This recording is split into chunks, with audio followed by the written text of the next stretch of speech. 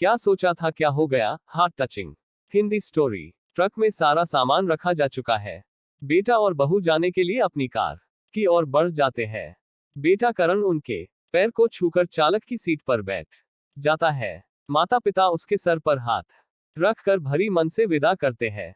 बहू हाथ जोड़कर अपने पति के बगल में बैठ जाती है। कुछ देर में कार आंखों से ओझल हो जाती है।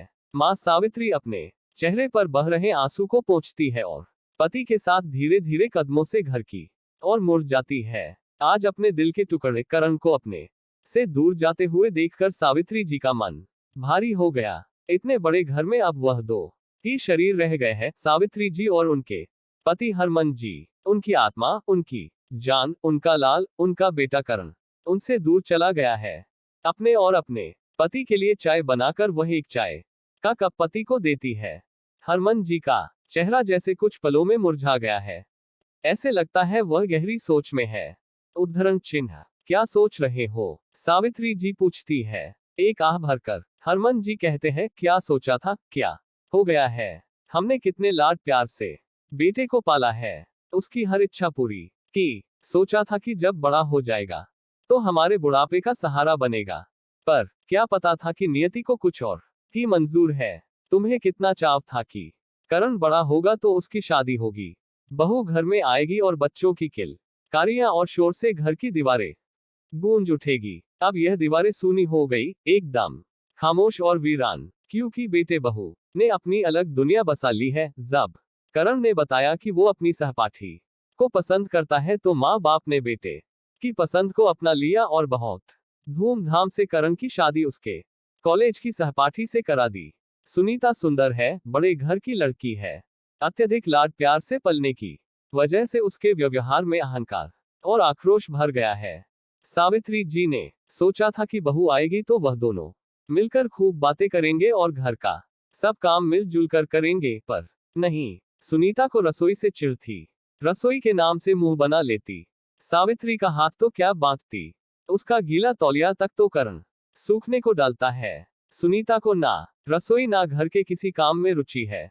उसे तो क्लब और होटल में अपनी सहेलियों के साथ ताश खेलने का शौक है। हर दूसरे दिन उनके घर में पार्टी होती, जिसमें मौस और शराब का सेवन होता। बस यही सब सुनीता को पसंद था।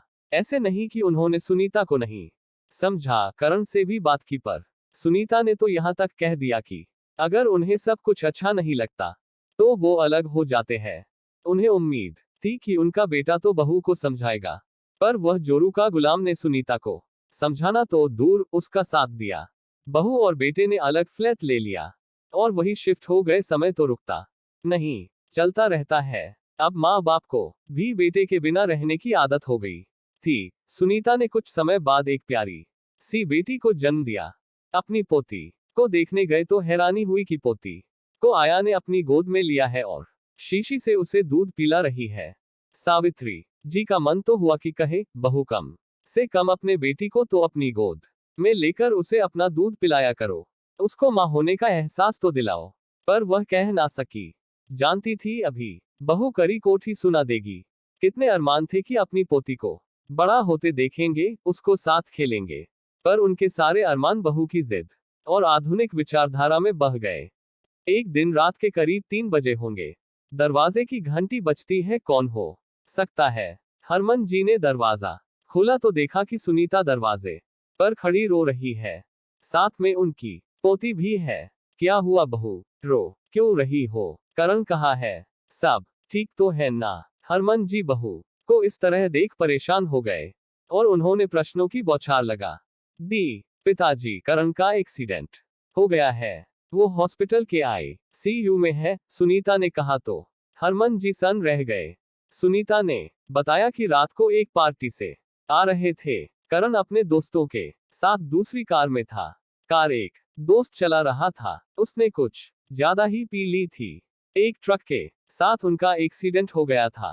कार में बस करण ही बचा है, बाकी 3 दोस्तों की मौके पर ही मौत हो गई है। जीवन ने एक और करवट ली। कल को क्या होना है, कौन जानता है। सावित्री जी और हरमन जी जैसे माता पिता की प्रार्थना रंग लाए। करण 3 महीने के बाद जब ठीक हो गया तो हॉस्पिटल से हरमन और सावित्री जी को बोले, बेटा अच्छा हो गया, कल उसकी छुट्टी भी हो जाएगी, हम चलते हैं, अपना ध्यान रखना। उद्धरण चिन्ह। सुनीता बोली, हमें नहीं साथ लेकर जाएंगे। हरमन जी और सावित्री जी ने उन्हें अपने अंक में भर लिए।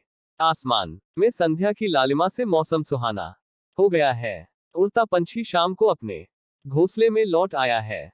घर की रौनक वापस आ गई। दादा दादी हर वक्त पोती के साथ खेलते रहता, ऐसा लगता फिर से उनका बचपना वापस आ गया। सुनीता हर काम में सास का हाथ बटाती। सुनीता में महसूस किया जिंदगी कितनी खुशगवार हो गई। दोस्तों, आपको ऐसी कहानियां सुनाने और पढ़ने के लिए मेरे चैनल कहानियां वन को भी सब्सक्राइब कर ले और शेयर भी कर दे। राम मिलन, धन्यवाद।